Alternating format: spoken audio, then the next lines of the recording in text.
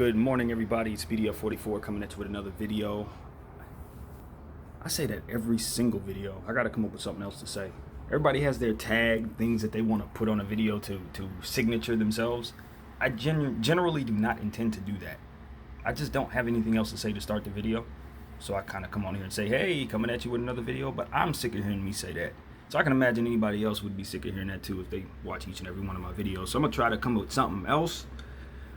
But I didn't come here to talk about talking about stuff. I came here to actually talk about stuff. So today I'd like to discuss Carmelo Anthony. I watched his interview, as most of us have, yesterday with Stephen A. Smith, who did a fantastic job. I think Carmelo Anthony did a fantastic job of repairing his image. And when I say repairing his image, that implies that there was something really wrong with the image. It's not. It's just about making sure people understand what he had to say and have a perspective on him that he was trying to convey. And I think that he did a great job in having,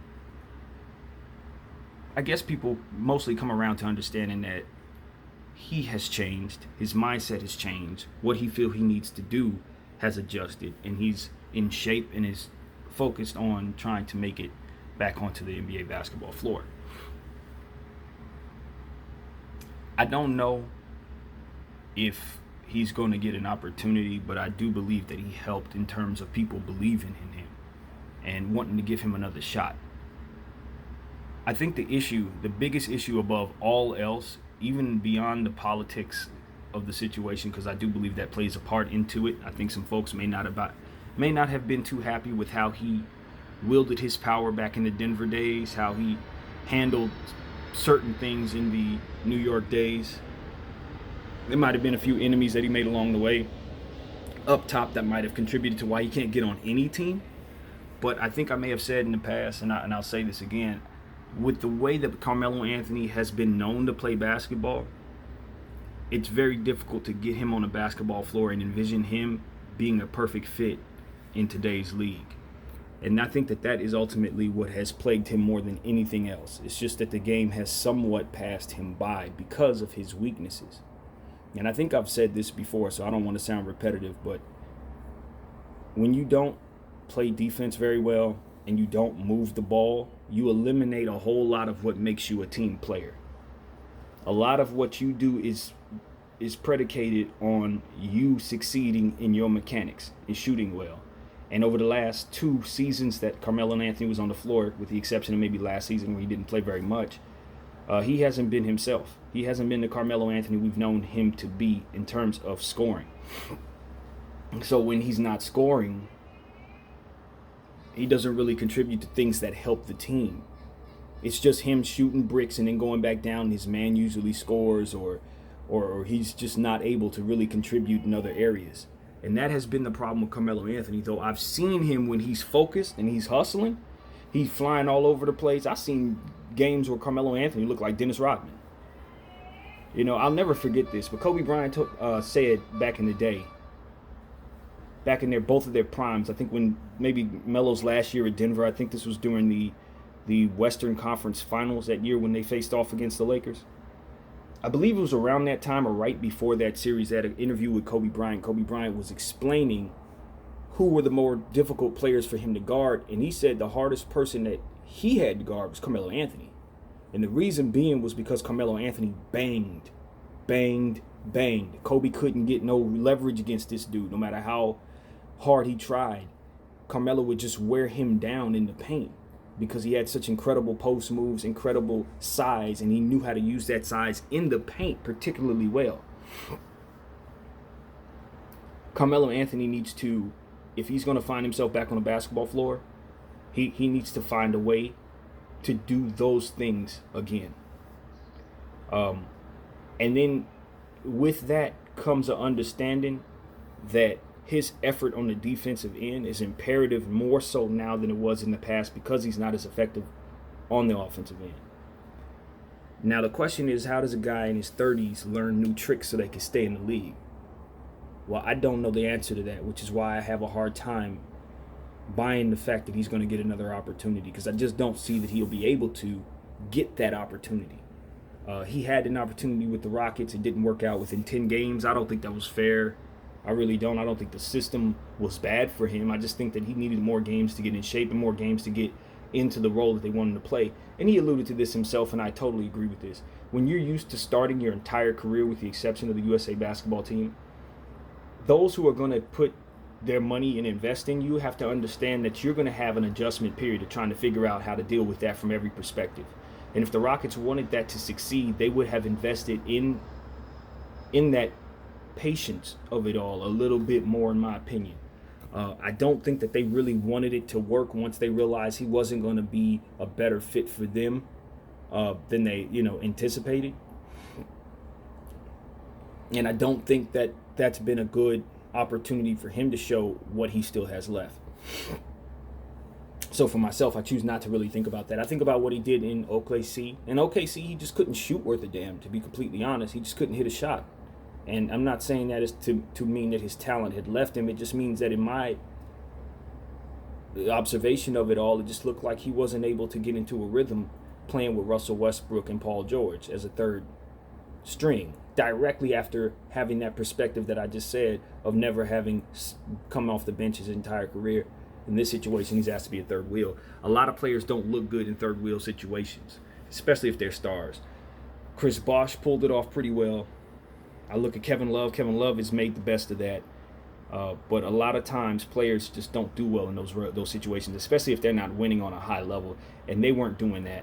And you couple with what we know about Russell Westbrook's game and what we know about how Paul George fit in on that, it just wasn't much room for a third wheel offensive star that doesn't do a lot of other things outside of scoring. So I didn't think that was a good fit to begin with. I thought it was skeptical back then.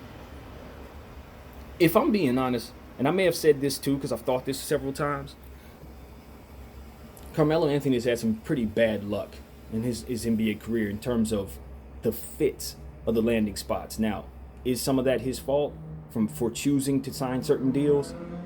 Yes. Yes. But one thing that he alluded to in his interview was that he was promised certain things from certain organizations that weren't delivered.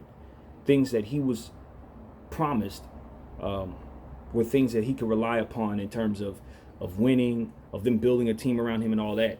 Now, could I say that he's naive, or could that possibly be something that wasn't all that true? I think it's possible, because if you understand the cap and you understand how teams are structured, and that the key is if you understand that. And maybe he did not, but if you understand that, then you know that if you take a certain amount of money from a certain team and you're looking at that GM, you know that he's not going to be able to put a team around you. And in New York, it's hard to buy the fact that he believed in them.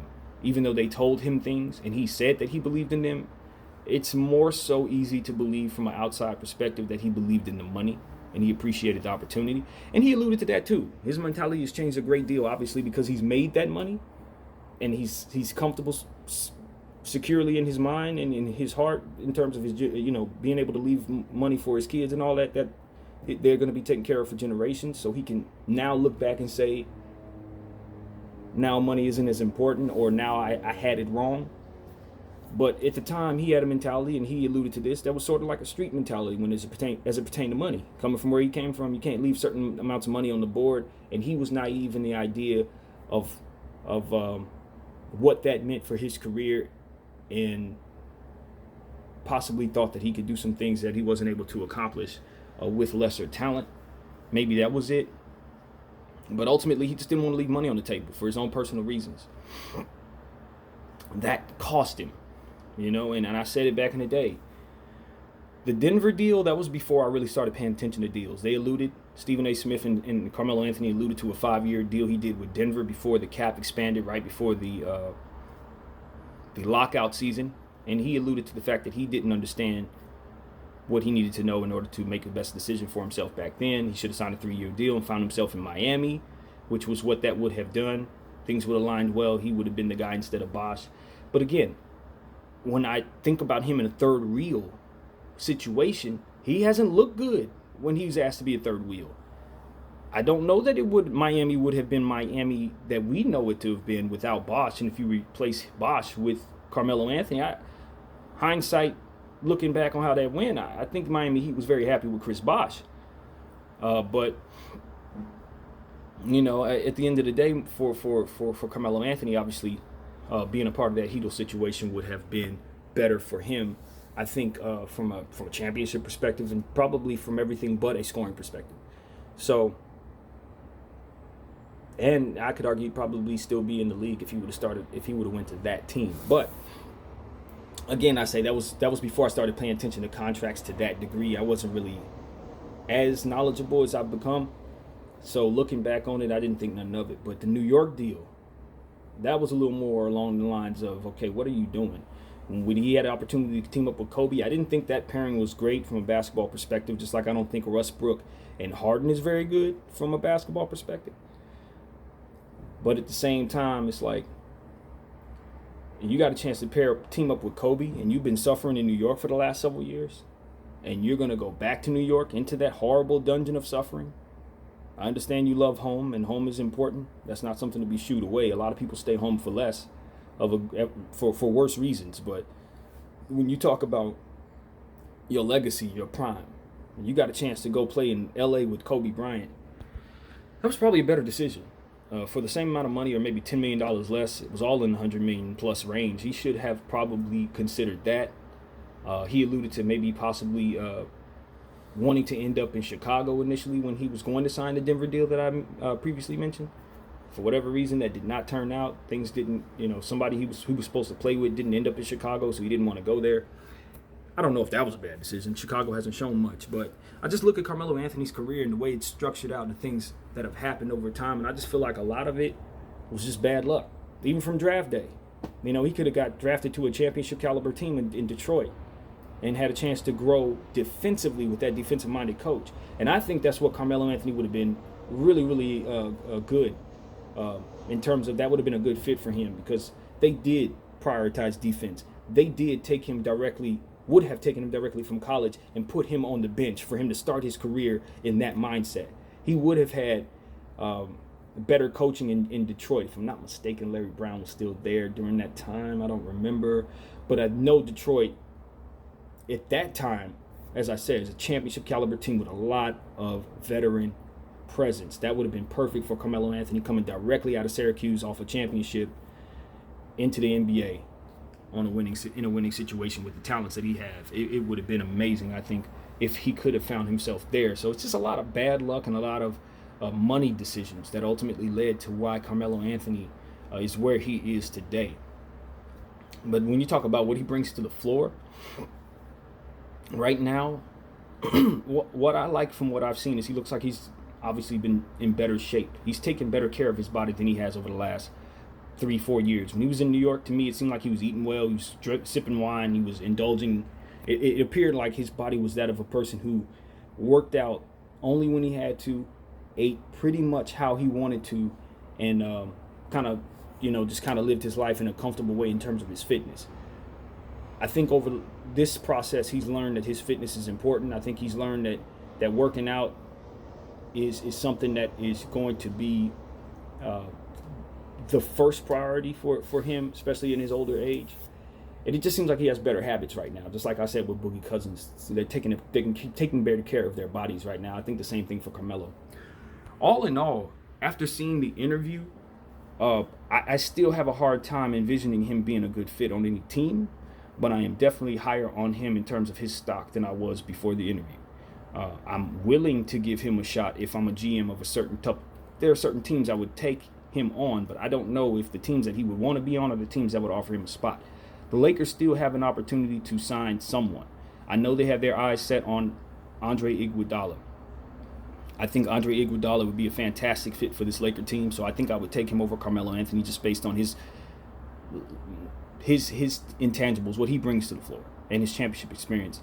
I think he would be a much better fit than Carmelo Anthony. But for me personally, I'm not super high on bringing in an older guy. I would much rather bring in another young pup if we're going to use that last spot. I think we get younger with that spot if we're smart, not necessarily older. We have vets. We have a lot of things. I think the thing that the Lakers could invest in is maybe one more super backup power forward, stretch power forward or something like that. Or another backup point guard if you're not in love with Caruso, even though I really do like Caruso. I'm not quite sold on him at a high level. I think he dominates G League talent, and I think he's pretty good against NBA talent, but not consistent, and a lot of times he just gets outclassed by guys. So, looking at that kind of thing, it's like, all right, maybe they add a player like that. But if you want to add someone who's going to probably be good for LeBron James in the locker room, Carmelo Anthony, somebody I would be interested in. I think that would be a good feel-good story if Carmelo Anthony and LeBron James, if LeBron James rescued Carmelo Anthony from this situation. Now, I'm sure they've discussed it. And if I think of best case scenario, I think Carmelo Anthony could do a lot of damage from the second unit in key situations. But my view of him is so messed up because all I can see is him jacking up mid-range jumpers outside of rhythm, not moving the ball, going back down court, his man scoring. Like, that's how I envision Carmelo Anthony playing. They did allude to in the interview that some of the stuff that was going on with his basketball play had to do with the system he was in, the lack of talent surrounding him in New York. He was doing a lot of things, trying to get to 50 points, that kind of stuff, because they had to score. I don't disagree, but I just think that there's a way to go about it. I said the same thing about Kobe in his heyday when he didn't pass as much. He had that, before he was asked to be a facilitator. You pass the ball and you allow opportunities for yourself to score, to open up. You use the pass as a weapon, just like you would use the jab as a setup in boxing. I don't think he understood that. Kobe didn't learn that until Phil Jackson put him in that position, but Carmelo Anthony never really used that aspect of his game. He never looked to try to get guys set up or even just to move the ball to get it back. So if he, I would need to see him do those things that would help me understand that he would be a decent fit for our team, even from the perspective of a bench role. So I want to believe in Carmelo Anthony because I know he's a star and I know he's an automatic weapon. I know he was born to score the basketball, and I know on a good night he can still pop. And I know if he's in shape, he can get back to that kickstand that he had that was so incredible. And what I mean by kickstand is plants his feet, lets go of the ball, and it goes in. He's one of the greatest of all time at that. So, he's a weapon. He will always be able to score. My question is, can he contribute in enough areas in his older age that would allow him to be a effective role player on the team? I'm not really worried about his ego anymore because he's been humbled by everything that's happened over the last 2 years. That part is not a concern. Whether or not he'll accept the roles or be just a problem in the locker room, those are not concerns for me. It's basketball stuff. So how he gets a chance to prove that he can do the things that he needs to do, I don't know. How he can prove he snapped out of certain bad habits, I'm not certain. But if he gets that opportunity, that's what he will have to show to keep that opportunity in motion. So this has been a very long video. I didn't know I had this much to say about Carmelo Anthony. In fact, there's probably still more to share. But I think that I'll stop going for this one and just leave it at that. I wish Carmelo Anthony well in his career, his personal life, that, positivity all the way around. I'd like to see him get back on the basketball court, and I'd like to see him in a winning situation. A lot of guys' careers end the wrong way, and it seems like his is heading that direction. The farewell tour, he mentioned that he didn't care nothing about that, or rather he didn't mention anything about farewell tour. He's not interested in having a farewell tour because he's not sure this is his last year in the league. So for me, that's humility, and that's an understanding that somebody has a lot of hunger, who's not even looking to retire right away. He's not even looking to, he's trying to get back in, he's trying to do some work. So I've seen guys make it work from a star perspective, humble themselves, and then continue their careers. The best example I can think of is Grant Hill from the era that I've been watching. And so it can be done, but you have to make it work on the basketball court. You can't just convince us off. But I think Carmelo's done a great job of doing that part. So, yeah, hopefully it works out, man. Anyway, this is BDF 44. God bless everybody. I just set up my Cash App, so if y'all care to give a little donation or whatever, that's much appreciated. If not, that's perfect. The Cash App is $BDF 44 if you care. If you don't, that's cool too. I'm not pushing for that, but I figured I'd just set it up, so I might as well let people know. And follow me on Apple Music, playlist curation, BDF 44 once again at Apple Music. And yeah, that's it. Peace out, everybody. Thanks for watching.